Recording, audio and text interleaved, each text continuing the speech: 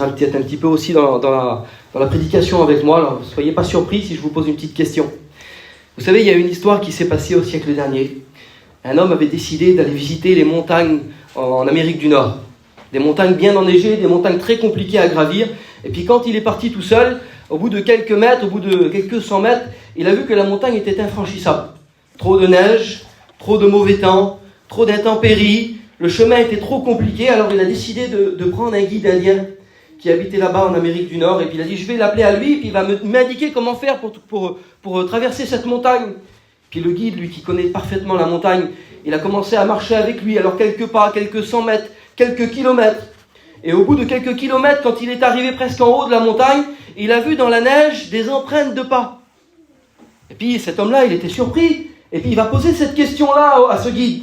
Il va dire, mais monsieur, comment est-il possible? Il dit qu'une personne tout seule a pu arriver si haut. Il dit dans la montagne, il dit avec le vent, avec la neige, avec tout ce qu'il y a. Il dit c'est impossible, il dit le chemin est trop compliqué.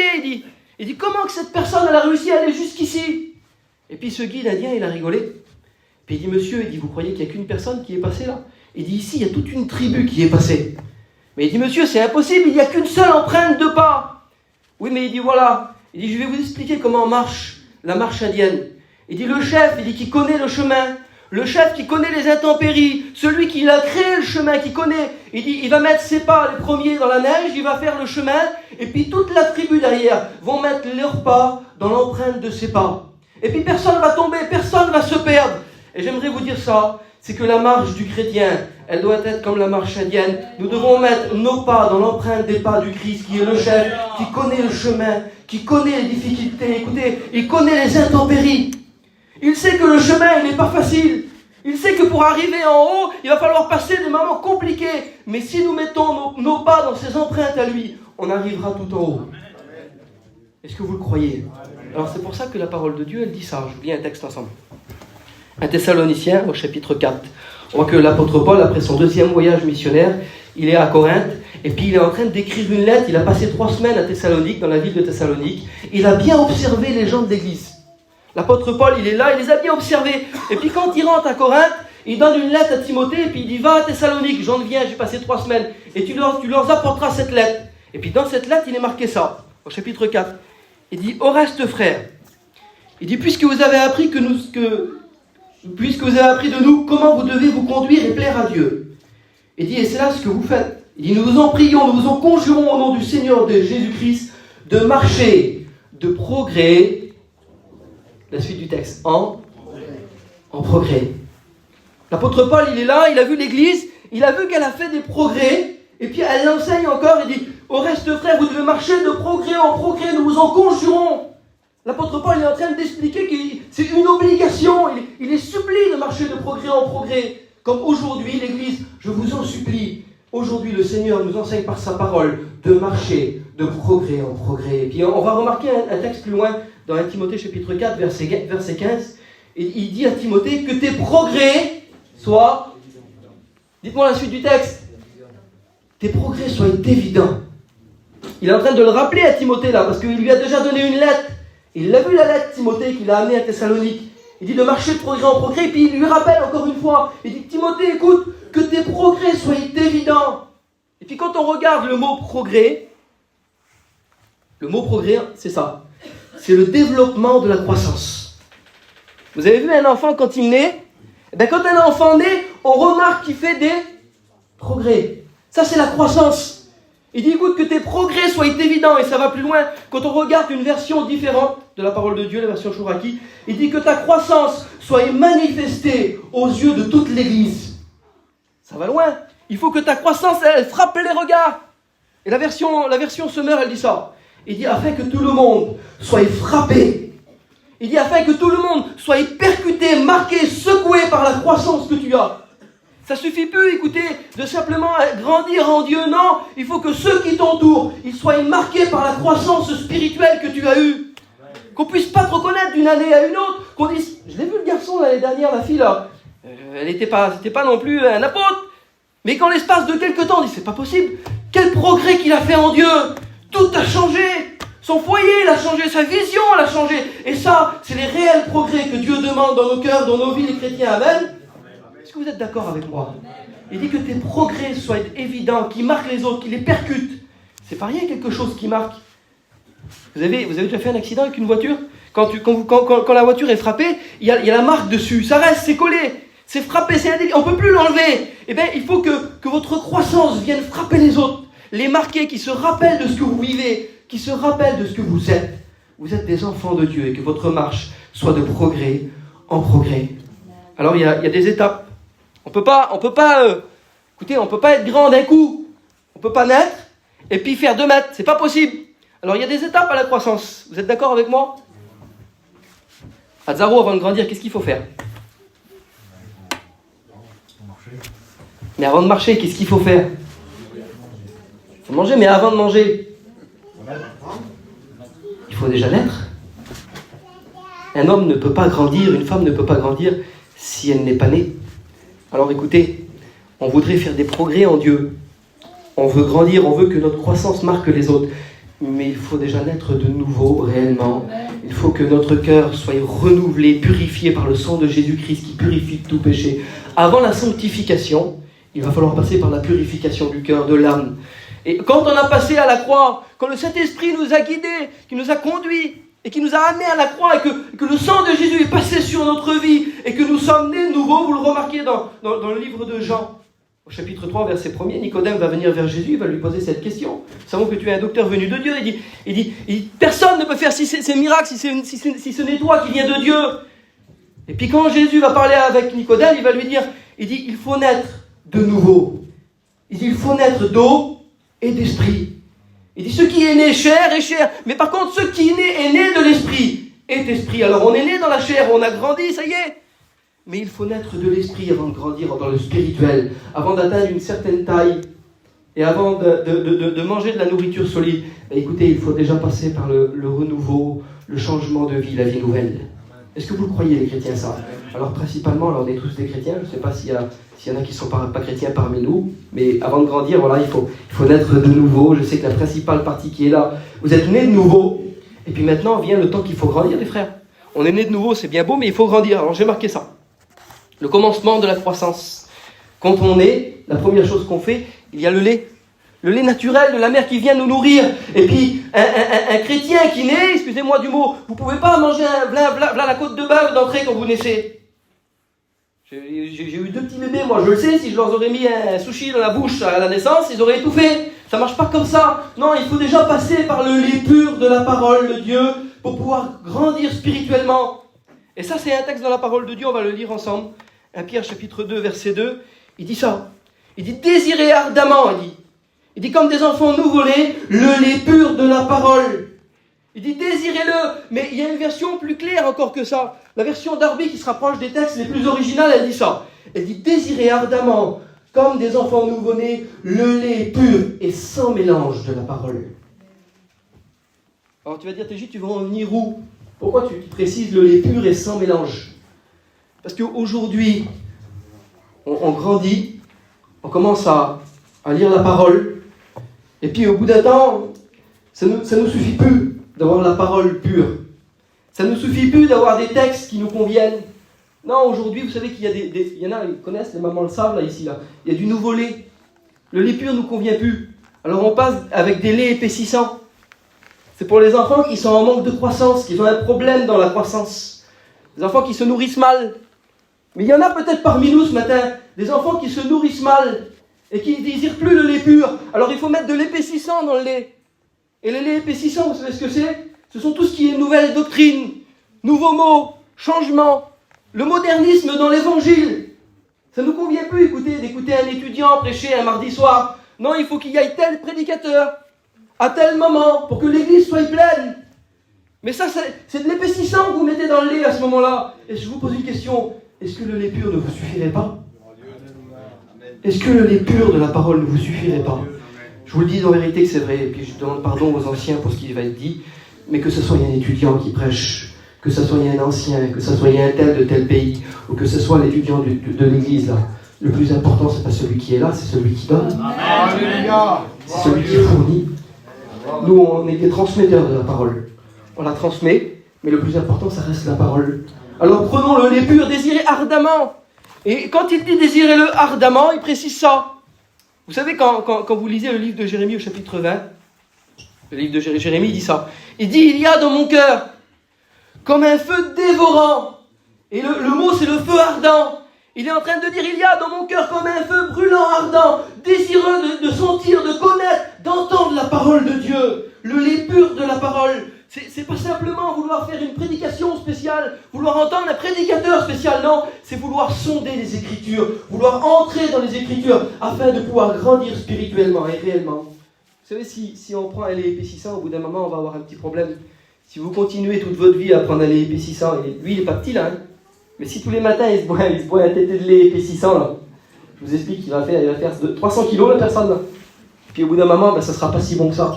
Parce qu'il n'y aura pas les bonnes graisses. Il n'y aura pas les bons aliments dans le corps. Je vous le dis en vérité, ne nous nourrissons pas de ce qui vient de l'extérieur, mais prenons réellement ce qu'il y a ici, le lait pur de la parole. J'ai remarqué quelque chose, et je ne voudrais pas être trop long avec vous ce matin, mais au bout d'un moment, écoutez, on est né de nouveau, on a passé par le lait, on commence à grandir, qu'est-ce qu'il faut faire? Il faut rentrer dans l'enfance.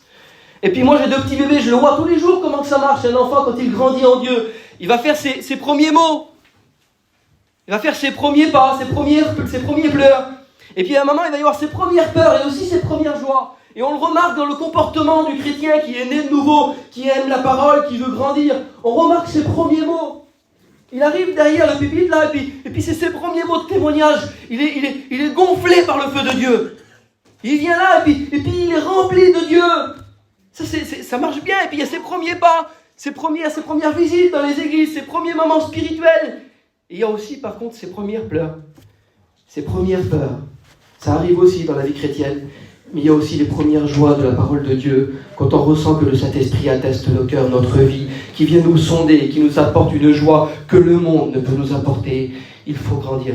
Alléluia. Il y a un temps où il faut grandir. Je vous le dis en vérité, écoutez, vous ne pourrez pas rester toute votre vie au lait. Il y a un moment où il faut sonder les Écritures, rentrer dedans. Il y a un moment où votre croissance spirituelle, il faut qu'il y ait un développement, un changement. Il faut que votre vie chrétienne, elle marque les autres. Ça ne suffit plus de venir à l'église le mardi, le jeudi, le dimanche, d'attendre dans un moment qu'on t'appelle pour témoigner. Écoute, si tu ne témoignes pas le mardi, va visiter les églises autour, va dans les campings sur les places désignées, va dans les maisons là où les réunions se font. Tu vas être utile entre les mains de Dieu, mais il faut que tu te rendes disponible. Ça, c'est la vie chrétienne. Il y a un moment où le lait ne suffit plus, alors il faut grandir. Et il y a des exemples dans la parole de Dieu que les enfants n'ont pas resté petits. Vous remarquerez que Samuel, qui est choisi par Dieu pour oindre le roi David, c'est un prophète exceptionnel, mais il n'est pas resté au stade d'enfant. On le remarque dans la parole de Dieu, à Samuel 3, verset 19. Il dit « Samuel grandissait et l'Éternel était avec lui ». Un peu plus loin, dans 1 Samuel 2, verset 26, il dit « Samuel continuait ». Le mot, écoutez-le bien, le mot « continuer », c'est-à-dire qu'il n'arrête pas. Continuer à grandir. Il était agréable à l'Éternel et aux hommes. Il faut continuer à grandir dans l'œuvre de Dieu. Continuer à grandir dans la croissance spirituelle pour être agréable à ceux qui nous entourent et être agréable à Dieu. Il faut continuer de grandir. Je vous le dis en vérité, le plus beau exemple. Qui c'est notre exemple parfait? Quelle peur de répondre, Jésus. C'est Jésus. C'est pas dur, je ne fais pas de piège, ne vous inquiétez pas, il n'y aura pas de question piège. L'exemple parfait, c'est le Christ. Et puis quand on remarque dans Luc chapitre 2, verset 52, il dit que Jésus croissait en sagesse, en stature, en grâce, devant Dieu et devant les hommes. Alors écoutez, il ne suffit pas de grandir devant les hommes, de faire paraître quelque chose. Il faut que la croissance spirituelle, elle se fait dans l'intimité de Dieu pour que Dieu nous aille grandir. Et quand on est rentré dans l'intimité, qu'on commence à grandir avec Dieu, et bien automatiquement, notre croissance se verra devant les hommes. Le changement il se fait à l'intérieur. Et après, il se permet de se voir à l'extérieur. Vous le croyez, les chrétiens, ça? J'aimerais que les chrétiens disent Amen.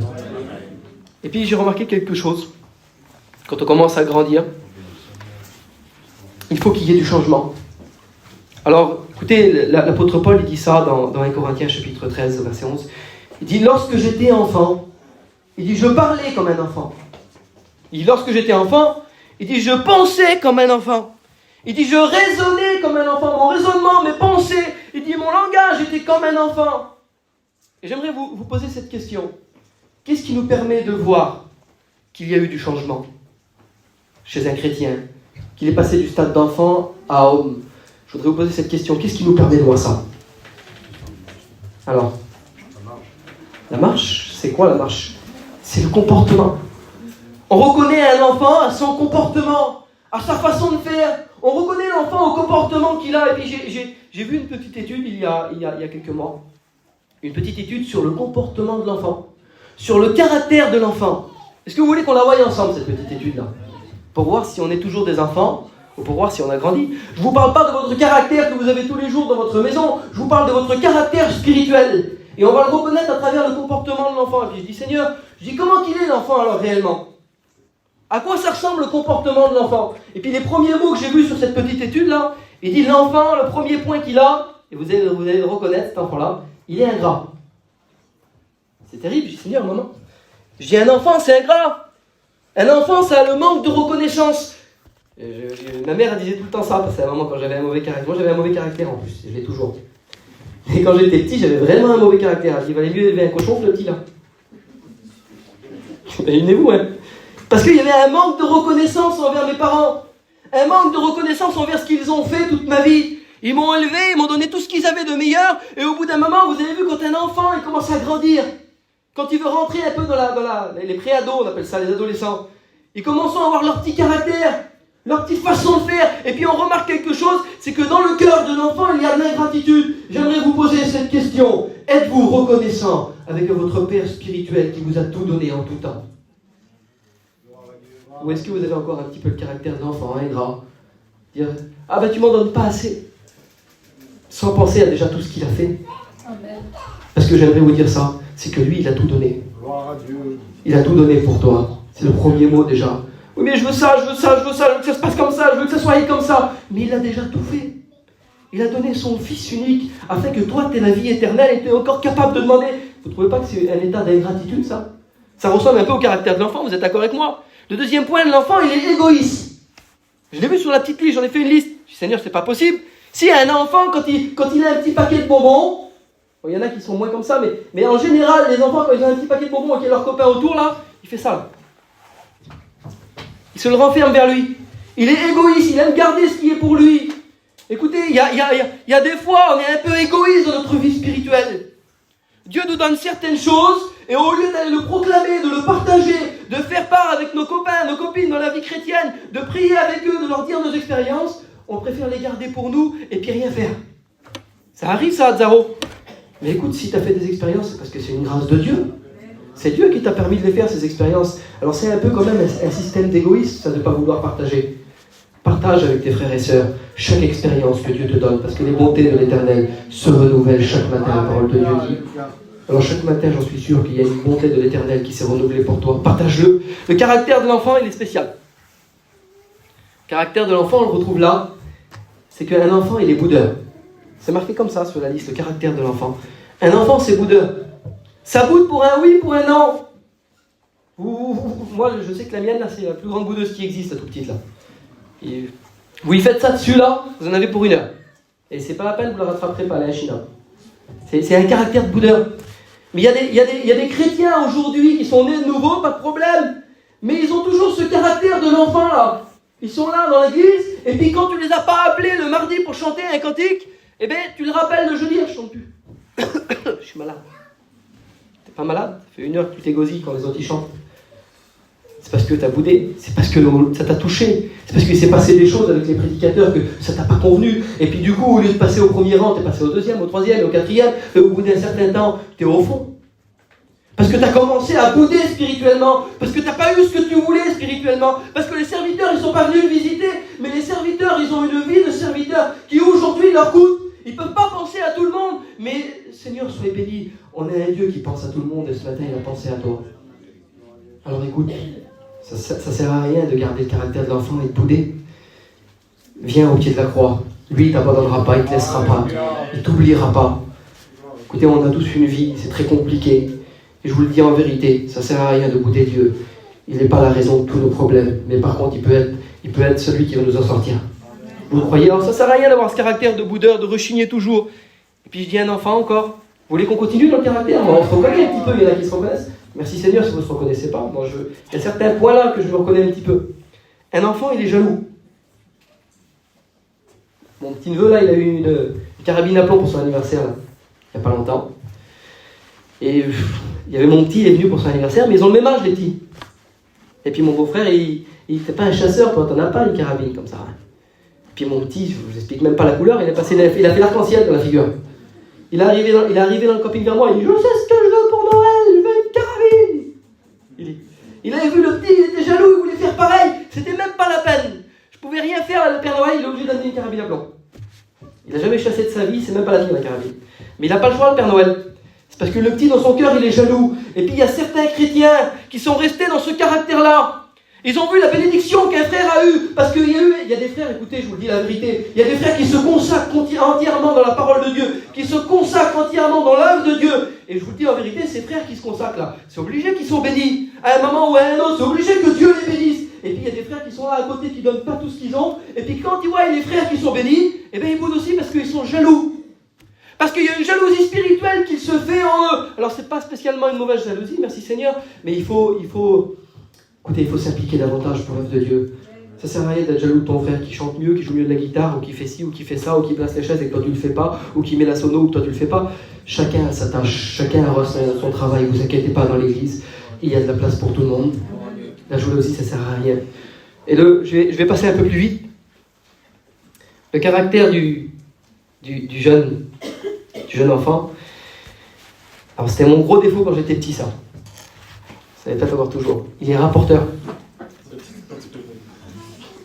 C'est vrai en vérité. Dès qu'il écoute un truc qui se passe là, une conversation d'un grand, il va vite le dire. Il dit, t'as écouté ce qu'ils ont dit, il y a eu ça, toi tu voulais pas le dire, toi, c'est un secret. Et ben en 2 minutes, tout le monde le sait. Le petit, il est parti, il a fait un carnage. Il fait lever des guerres, c'est même pas possible. Est-ce qu'il n'y aurait pas parmi nous certains enfants qui seraient un peu trop rapporteurs?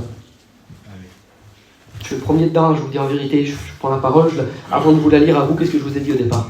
La parole, elle est un miroir, avant de vous la confronter, je me l'ai confrontée à moi. Puis je me suis dit, Seigneur, c'est vrai qu'il y a des fois où il vaudrait mieux fermer sa bouche que de trop parler.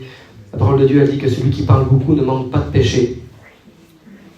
Alors il y a certains mots, certaines choses qui se passent, qu'il vaudrait mieux garder pour soi, et puis éviter certaines choses. Un enfant rapporteur fait beaucoup de dégâts. La parole de Dieu, elle dit que la langue est un petit instrument qui embrasse des grandes choses. Un petit gouvernail dans un grand navire qui fait beaucoup de dégâts. Alors voilà, c'est pour ça que la parole de Dieu, l'homme de Dieu, il va dire « Je disais, je veillerai sur mes voies de peur de ne pécher par ma langue. Il dit, je mettrai un frein à ma bouche. » Je vous le dis en vérité ce matin, prenez-le comme un mot de Dieu. S'il y a eu trop de mots, mettons un frein à notre bouche. Laissons l'esprit spirituel de Dieu nous révéler ce que nous avons à dire. Il dit, la parole de Dieu a dit ça, il dit ouvre ta bouche et en temps voulu, moi je te donnerai l'heure ce que tu as à dire.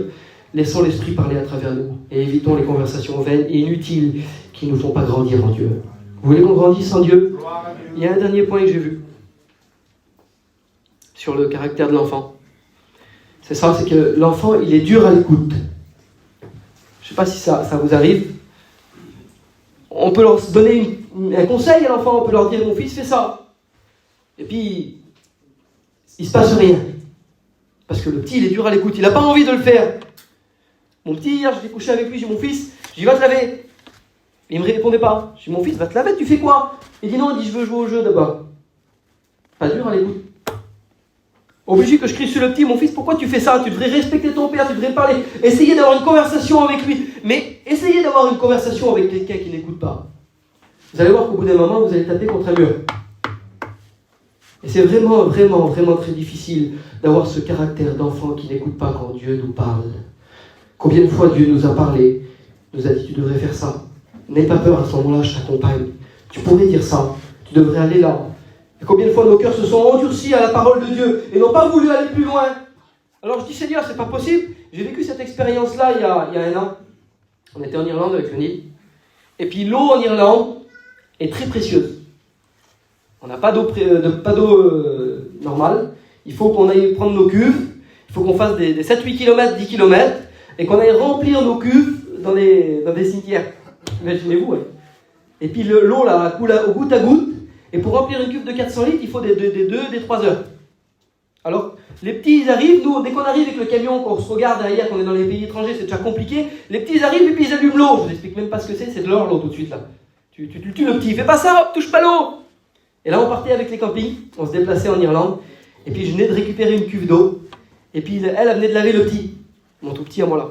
Elle venait de le laver tout propre. Alors je vous explique, il était plus propre du monde pour moi tout de suite là. Tellement que l'eau était précieuse. Et puis quand il est sorti du camping, le petit, il a couru, et puis il s'est jeté dans la boue. C'est une blague le petit ce qu'il fait là. Il va falloir user la cuve d'eau pour le relaver. Elle était précieuse l'eau. Et puis le petit, il n'a pas calculé, lui, il a retourné dans la boue, même que tu lui disais non, fais pas ça. J'aimerais vous dire ça, écoutez bien. Que le sang est très précieux de Jésus. Et une fois qu'il vous a lavé, le Seigneur n'a pas envie de vous revoir partir dans la boue. Je vous fais cette promesse, que quand on a été lavé, le Seigneur n'a pas envie de nous voir toucher des choses qui pourraient nous salir. Alors il demande de nous vivre dans la sanctification, de marcher de progrès en progrès. Faisons attention parce que ça a coûté très cher à Jésus-Christ, notre âme. Faisons attention de ne pas nous salir, pas salir nos yeux, nos oreilles, notre bouche, nos mains.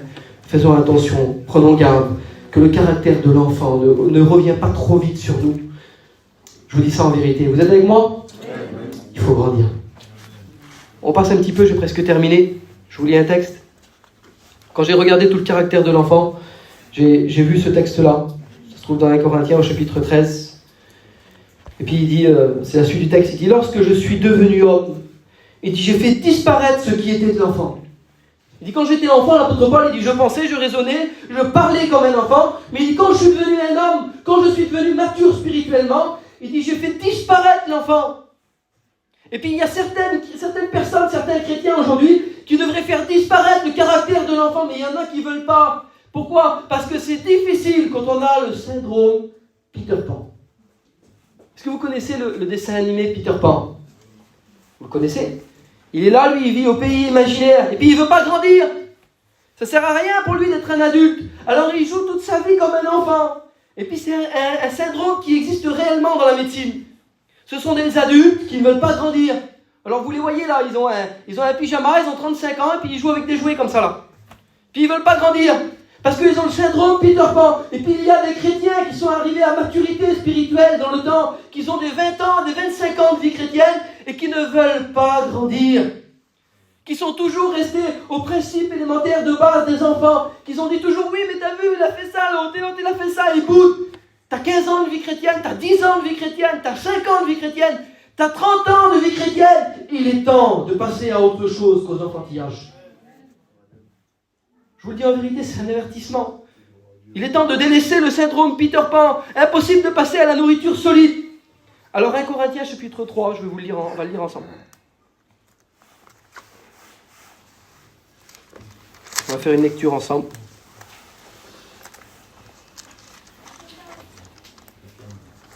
Voilà. 1 Corinthiens chapitre 3, verset 1er. L'apôtre Paul va parler. Il va dire ça, il va dire « Pour moi, frère, ce n'est pas comme à des hommes spirituels que j'ai pu vous parler. » Comment ça ? C'est pas à des hommes spirituels que tu as pu parler ? Il dit non. Il dit mais comme à des hommes charnels. Il dit comme à des enfants. Il dit des hommes charnels et des enfants. Pourquoi ? Il dit je vous ai donné du lait et non de la nourriture solide car vous ne pouvez pas la supporter. C'est impossible que tu la supportes avec ton syndrome Peter Pan parce que tu ne veux pas grandir. Alors il t'a donné du lait, on te donne toujours du lait. Tu te contentes des petites bases de la vie spirituelle. Mais tu ne veux pas rentrer réellement dans le plan de Dieu parce que tu es resté à l'état d'enfant. Alors il dit ça, il dit je vous ai donné du lait, non de la nourriture solide, car vous ne pouvez pas la supporter. Et vous ne le pouvez toujours pas jusqu'à présent. Il dit parce que vous êtes encore charnel. Écoutez bien, il dit en effet, puisqu'il y a parmi vous, il dit de la jalousie, des disputes. Il dit n'êtes-vous pas charnel et ne marchez-vous pas selon l'homme ? Il dit je vous le dis en vérité, il dit que le caractère de l'enfant il ressort, et il ressort le côté charnel de nos vies. Alors rappelez-vous de ce que je vous ai dit. Au départ, ce qui est né de l'esprit est esprit, ce qui est né de la chair est chair. Il est temps de naître de l'esprit et de grandir et de prendre la nourriture solide que Dieu veut vous donner. Est-ce que vous êtes d'accord avec moi ? Galates au chapitre 5 au verset 19, vous pouvez le lire chez vous, il parle de tout ce qui est nourriture charnelle, du charnel de l'homme, tout ce qui est en lui, tout ce qui est mauvais, tout ce que l'homme a gardé. Et puis quand on regarde un petit peu plus loin, je voudrais qu'on puisse lire ce texte dans le livre aux Hébreux. Livre aux Hébreux, chapitre 5, et à partir du verset 12, il dit ça. Il dit, vous en effet, qui depuis longtemps devriez être des maîtres. En voulant dire, il y a déjà un moment que tu es chrétien. Il y a déjà un moment que tu écoutes les réunions, les prédicateurs. Tu as écouté tous les prédicateurs qu'il y avait. Toutes les prédications, tu as été à la convention à Gien, tu as même peut-être été aux écoles bibliques. Il dit, vous qui depuis longtemps devriez être des maîtres, vous en avez encore besoin quand vous enseigne les principes élémentaires de base des oracles de Dieu. Il dit, vous en êtes à avoir besoin de lait et pas de nourriture solide. Vous en êtes devenus à réclamer le lait au lieu de réclamer la nourriture solide que Dieu veut vous donner. Comme si vous viendriez naître de nouveau là. Il dit, or quiconque en est au lait n'a pas l'expérience de la parole, car il est un enfant. Mais il dit, la nourriture solide est pour les hommes qui sont faits, pour ceux dont le jugement est apte à exercer l'usage, à discerner le bien et le mal. On devrait aujourd'hui être capable, à travers la parole de Dieu, de reconnaître ce qui est bon pour notre vie chrétienne et ce qui est mauvais. Je vous le dis en vérité, si aujourd'hui vous n'arrivez pas à voir ce qui est bon, et si vous n'arrivez pas à voir ce qui est mauvais pour vous, si vous venez poser des questions aux serviteurs, combien de fois que ça vous arrive de dire « Frère, j'ai le droit de faire ça ?» Mais déjà quand tu viens poser la question, à la base tu sais qu'il y a un problème. Parce que tu viens demander la permission. Et puis le frère il dit « Ben non, t'as vu, c'est pour ton témoignage, ça c'est pas terrible. Tu devrais l'éviter. » Alors tu repars, tu te bouches les oreilles, puis tu vas vers un autre serviteur. « Frère, j'ai le droit de faire ça. » Parce que tu cherches le serviteur qui à un moment ou à un autre va céder et puis va dire « Ben oui, c'est pas grave. Ben oui, c'est pas grave. C'est pas grave, on reste comme des enfants. » Non, écoutez, au bout d'un moment, il ne suffit plus d'être des enfants au niveau spirituel. Il faut que vous soyez des hommes et des femmes faits en Christ. Avec être capable d'avoir le discernement de ce qui est bien et ce qui est mal de vous-même. Des fois, il en suffit que c'est les autres qui vous nourrissent. Il faut tout doucement se nourrir seul et comprendre la parole de Dieu. Vous voulez qu'on lise un dernier texte ensemble? Après, on va prier le Seigneur. Je ne voudrais pas être plus long. Je ne voudrais pas être trop long. On va lire ce texte. Et après, on va prier le Seigneur et puis on va se présenter chacun devant Dieu. Vous le voulez? De Pierre chapitre 3, versets 17 et 18. Il dit, vous donc qui êtes avertis. Aujourd'hui, vous avez eu l'avertissement de Dieu à travers la parole. Il dit, vous donc qui êtes avertis. Il dit, tenez-vous sur vos gardes. Et il dit, de peur qu'entraînés par les impies, entraînés par les gens du dehors, entraînés par des mauvaises visions, par des mauvais caractères, entraînés par des enfants qui sont malhonnêtes, entraînés par des choses mauvaises. Il dit, tenez-vous sur vos gardes, de peur qu'être entraînés par les impies et leur égarement, vous ne veniez à tomber de votre fermeté. Mais il dit au contraire, écoutez, mais il dit croissez, grandissez, prospérez en Dieu. Il dit croissez dans la grâce et dans la connaissance de notre Seigneur Jésus-Christ pour toujours. Gloire à Dieu. Amen. On a des conseils de l'apôtre Pierre, de l'apôtre Paul, on a des conseils de Jésus-Christ dans la parole même. Je vous le dis en vérité, pour ceux qui ont compris la parole ce matin, prenez une position. Il est temps que les enfantillages et que votre caractère d'enfant s'arrête et que vous deveniez des hommes et des femmes en Dieu. Amen. Je vous dis une dernière fois le texte du départ. Il dit que votre croissance spirituelle marque les autres, frappe les autres, percute les autres. Je vous le dis en vérité. Je vous ai vu cette année. Je vais dire comme aux écoles bibliques que Manix me dit. Il nous dit toujours, revenez l'année prochaine. Il dit, j'espère qu'il n'y en a pas un qui sera tombé. Il dit, faites-moi mentir. Il dit, il y en a un qui va tomber l'année prochaine. Tu te rappelles de ça, toi, hein? Il dit, il n'y en aura plus parmi vous. Il dit, faites-moi mentir. Il dit, faites-moi voir. Il dit que vous serez toujours là. Je vous le dis en vérité, écoutez, parmi vous, l'année prochaine, il faut qu'il y ait du progrès. En l'espace de quelques mois, que les gens remarquent votre changement. Amen. On prie le Seigneur ensemble. On prie le Seigneur à zéro. Seigneur, je bénis ton nom, je loue ton nom.